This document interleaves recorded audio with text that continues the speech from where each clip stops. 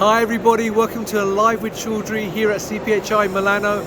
It's day 2 and I'm at the IMA Group booth with Thomas Fricke, who's going to tell me more about who IMA are and also what they're talking to visitors about here at the show. So Thomas, first of all, buongiorno, how are you, my friend? Sorry? Buongiorno, how are you, my friend? I'm very well. I'm so happy that it's the first time again to be on an exhibition, to meet the people in reality instead of Teams meeting. You cannot imagine how fed up I'm with Teams meeting now. I'm meeting real people, and IMA is doing well, I'm doing well. Thanks for asking. Fantastic. Now, you just said obviously that you've had a good show. So this is day 2 of the show. How was day 1? Day 1 was not so bad, I have to say. I would say in the morning it was a lot of traveling, I guess. In the afternoon we had all the customers. I was busy all the day, but also meeting colleagues and customers. It was a beautiful day. Brilliant. Now, for those people not familiar with IMA Group, could you give me a quick overview of the business? IMA Group is a group which is well known for the pharmaceutical machinery building in all the areas of solids, steriles and packaging, but also in the e-mobility, in tea, coffee, cheese, the automation sector. So there are plenty of areas, but pharma, what we are talking today about, is more than 50% of our business. Right. Now, obviously this is one of the first live shows since the pandemic. So how did the pandemic impact IMA Group as a business in terms of how you developed your business going forward? During the pandemic, we got plenty of orders for vaccination lines, for packaging of vaccines. We have developed the machine for producing the masks, and we deliver 50 lines just for producing 400 masks a minute. So that was the specialty of the time for the pharma sector, which was growing. On the other hand, there were sectors like, easy to imagine, cosmetic.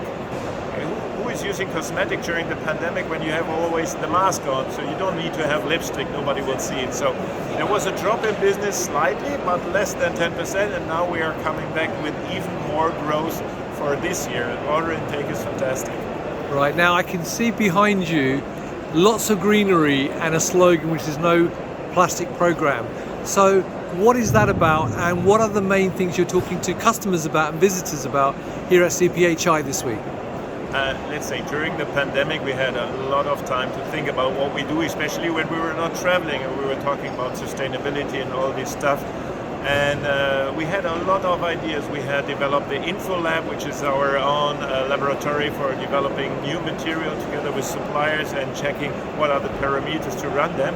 And during this time we invented a lot of new machines for using the new packaging material. So we have corn-based material, we have PVC replacement, we have paper packs. And the results of what we have developed this year, so all the things you see here in the glass boxes are real packagings done on IMA machines suitable for industrial use. So I think that's the difference. So we were not only thinking, we were developing, testing, and now that's the result. We can do it. Brilliant. Well, is it possible to see some of the examples that you mentioned? Absolutely. We can take this one, for example, because it's a good overview. If you see the primary packaging of the thermoform tray for ampules and syringes, in the past there was mainly PVC because it was a cheap material.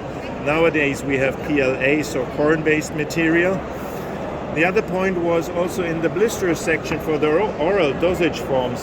The point was that in the past we had already polypropylene, but it was mostly a dual material. So you had a polypropylene thermoforming film and an aluminium top layer. There were also a few customers who used a monomaterial one, but here you can see really monomaterial based on PET or polyethylene.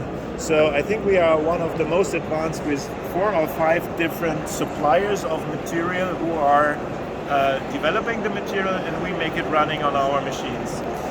Then, let's say during the vaccine time, there was also the need for sustainable packaging of vials, ampules, syringes, auto-injectors, whatever. So you can see here the full paper solution of vial packaging, of ampule packaging, and a horizontal way to pack it with a vertical way to open it. So it's a very protective packaging without having the need of a very complex and difficult machine to change over. Because the batches are not so big anymore. We have also simple vertical or cartoning machines without any plastic inside anymore. No separators, no foam, no polystyrol, nothing. And here you can see, for example, also we have now talked about primary packaging, secondary packaging. What you see here, which with the print of 0, is a craft paper based overwrapping.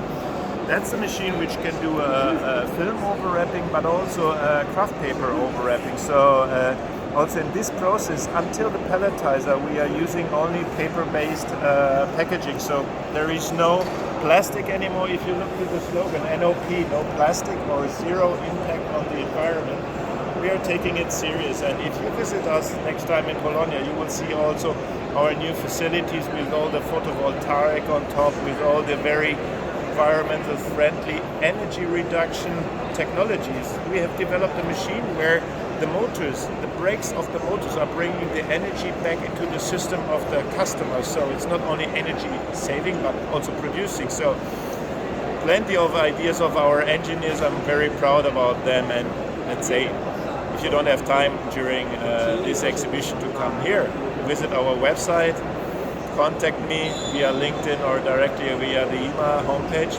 Would be fine. I would be happy to meet you. Well, it all sounds very exciting stuff there, Thomas, and you've preempted me with already telling everybody about the details, so that's fantastic. Yeah. So there you go, people. If you'd like to know more about what IMA are doing around sustainability, and as well as there are other solutions around pharma and other markets, then please visit Hall 10, stand M21, or visit their website, or go to their LinkedIn page, or contact Thomas directly on LinkedIn as well. So Thomas, all that's left me to say is thank you very much. Have a fantastic CPHI. What's left of it? Thanks for coming again, and thanks for meeting you first time in person. I really appreciate this possibility. Well, it's lovely to see you again in person as well, Thomas. Good luck. And there you go, viewers. As I say, check out the stand if you're here in Milan. Check out the website if you're not. And until next time, as always, stay well and stay safe. Bye-bye.